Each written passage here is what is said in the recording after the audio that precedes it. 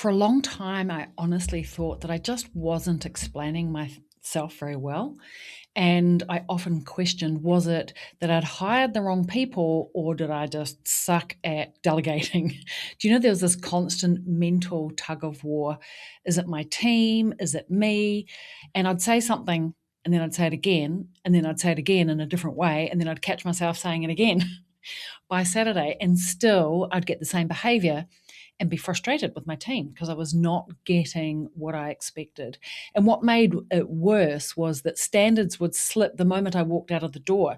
Like my physical presence felt like it was the thing that was holding the business together. And if I wasn't there, it felt like, the standards would drop. Now, this is something that I've experienced in my businesses not only once, but multiple times. And it's really easy to blame motivation of the team, the attitude of the team, even now, this generation. It's easy to blame the people. But what I eventually realized is the problem wasn't my people, but there was a lack of care on my part.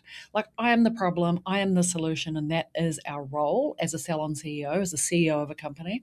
And the problem was my communication was without a system or a rhythm.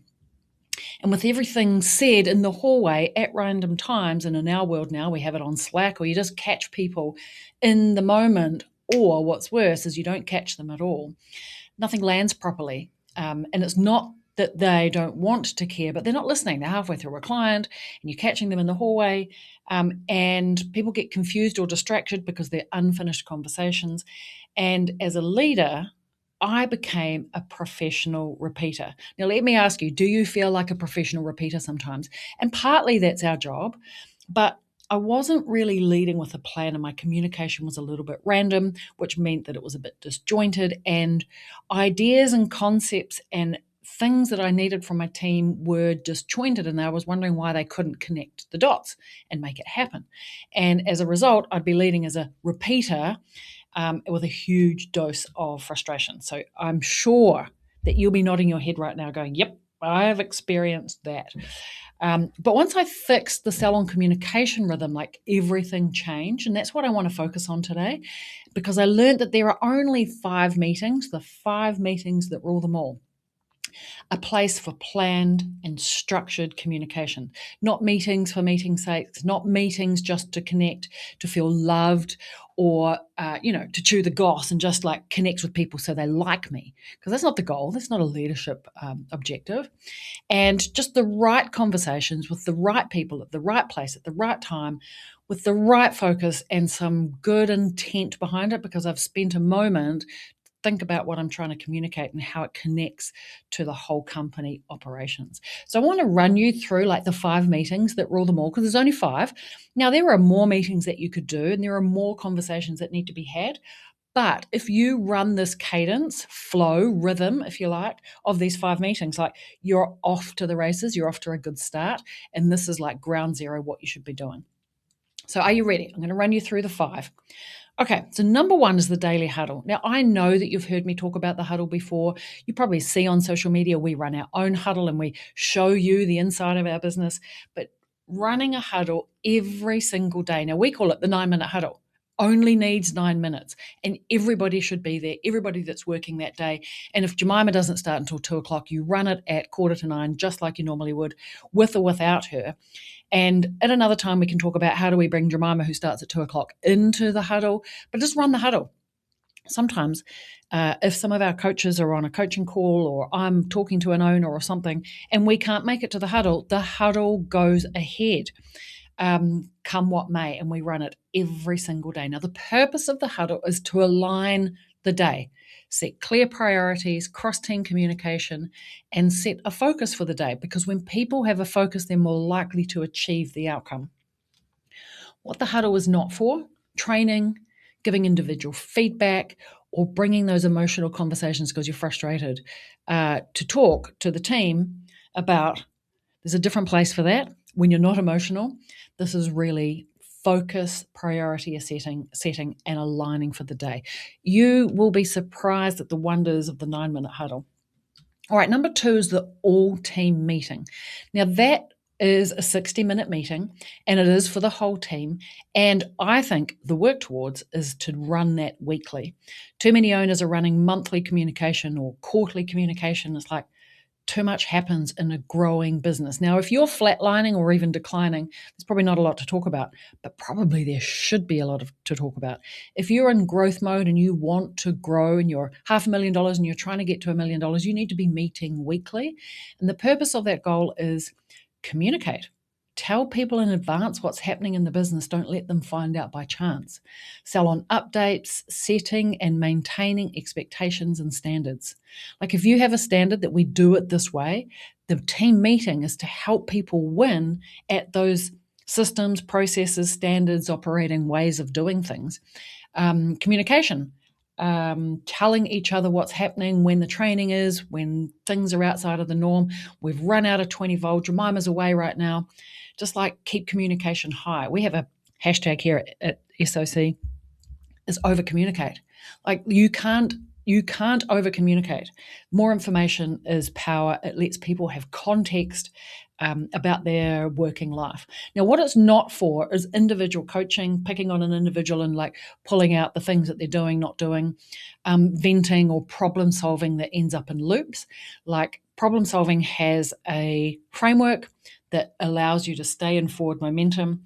And we don't want to get too personal. We want to be business orientated. So a 60-minute framework, really clear agenda. Everyone has access to that agenda. All right, meeting number 3 is called the one-on-one talent development meeting. Now, it's a 30-minute meeting between the leader and the individual. So it might be you as the CEO, but it might be with the salon manager and for each individual. Now, how often you do that depends on the skills, competency, and performance of each team member. And if they're in low performance, low results, then you meet them more often. And the higher the performance, higher the results, like the more often that they reach their targets, earn commission and bonuses, and the more often that they're going through their my next pay rise levels and stages, the less often you need to meet them because they're competent. The mistake many owners make is that the better the performance, they start not meeting them at all. And so if you've got a high performer, meet them monthly. If you've got a low performer or a new person into the business, then you want to meet them weekly. Like the goal of the one-on-one meeting, this is why we call it my next pay rise, is to help them get a pay rise.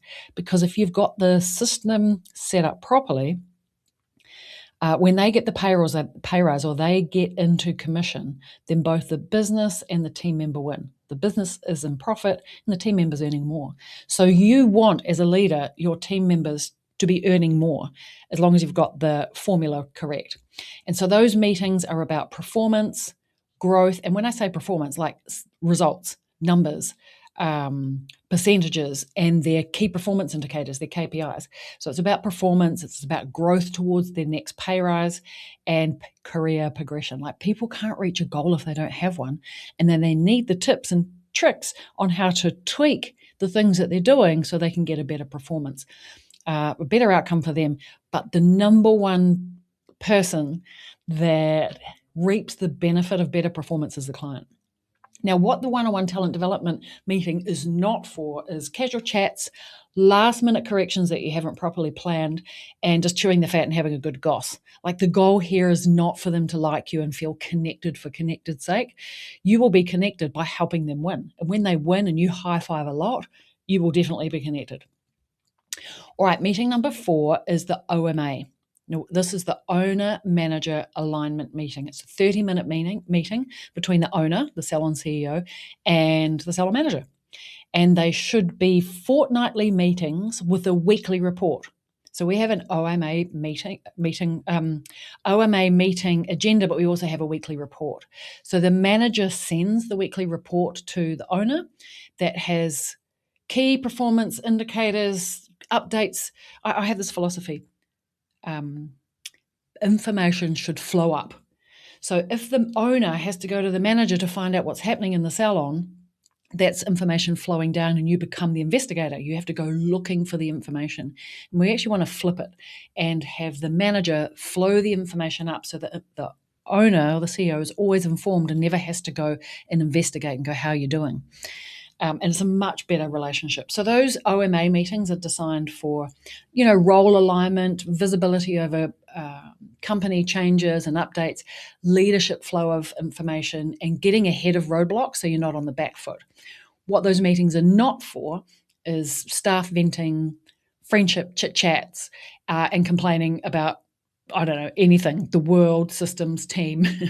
They need to be really focused and really clear. So fortnightly meetings, weekly reporting. Now, the last meeting of the 5 meetings that rule them all, we call this a talent development workshop. Now, you could say, Larissa, that's not a meeting, it's a workshop. Well, you meet together to workshop skills building, raising standards, locking in systems. So it could be 60 to 90 minutes. And this is all the team come together, or you might run talent development workshops by stage and level. So it could be your apprentices, it could be your senior or developing talent, or it could be just all of the senior leadership, or it could, like whatever, depending on the workshop, obviously. But the goal of the workshop is just to develop your talent, right? So skills building. What's a skill that they're not good at? If you've got a couple of people in your junior stylist or therapist team that are not good at rebooking, run a rebooking workshop and teach the skill. Like, don't complain, Jemima doesn't know how to rebook. Teach her. And instead of teaching her in a one-on-one, because that's teaching one person that takes 1 hour for you, you could teach 5 people, which takes 1 hour for you, and teach 5 people the skill. So it could be skills building, raising the standard, locking in systems.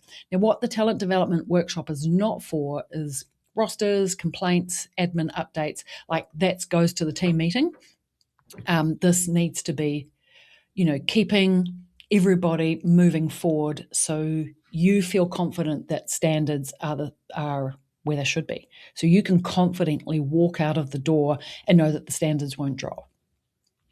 So there is one simple rule: if it keeps popping up, the frustration, the system doesn't work, the problem is repeated over and over, and until now you've been a professional repeater, then it belongs in one of those meetings. Is it a one-on-one? Does it come to the huddle?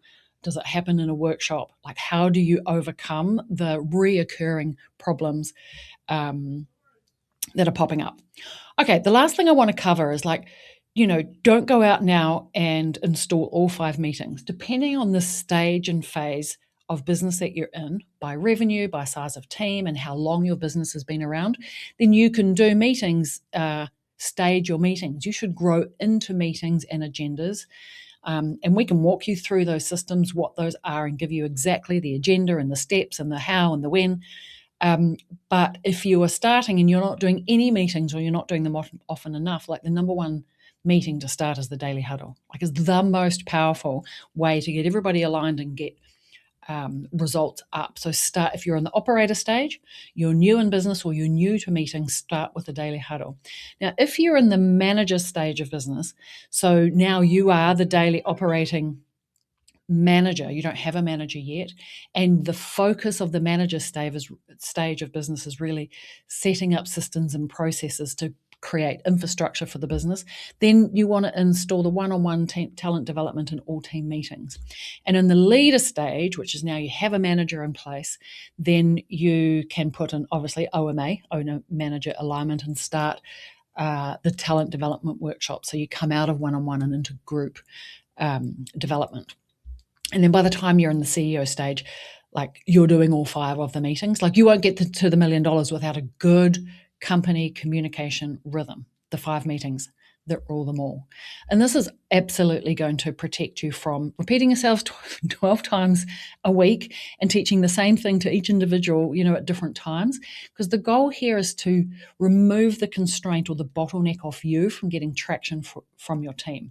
Not just share effort on your part.